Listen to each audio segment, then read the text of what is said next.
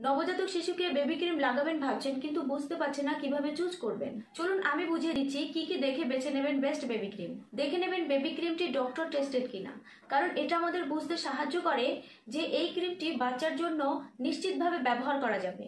Baby cream লাগানোর পর একটি আরামদায়ক অনুভূতির জন্য বেছে নিন এমন একটি প্রোডাক্ট যাতে বেবি সেফ ইনগ্রেডিয়েন্টস আছে, যেমন ক্যামোমাইল এক্সট্রাক্ট। নিউবর্ন বেবিদের ত্বক বড়দের তুলনায় খুব দ্রুত ময়েশ্চার হারিয়ে ফেলে, তো বাচ্চার ত্বকের শুষ্কতা দূর করার জন্য অবশ্যই একটি বেবি ক্রিম ব্যবহার করা উচিত, এবং সেটা যেন 24 ঘন্টা পর্যন্ত বেবির ত্বকে ময়েশ্চার রাখতে পারে। এবং এটাও দেখে নিন থ্যালেটস, ডাই, প্যারাবেনের মতো ক্ষতিকারক কেমিক্যাল যেন না থাকে, কারণ এগুলো বেবির ত্বকে ক্ষতি করে।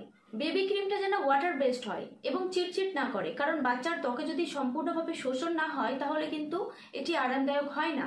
মার্কেটে এত রকমের বেবি ক্রিম আছে, সেখান থেকে বাচ্চার জন্য বেস্ট বেবি ক্রিম নেওয়ার সিদ্ধান্ত কঠিন। অবশ্যই এই টিপসগুলো ফলো করে জনসন্স বেবি ক্রিম ব্যবহার করুন।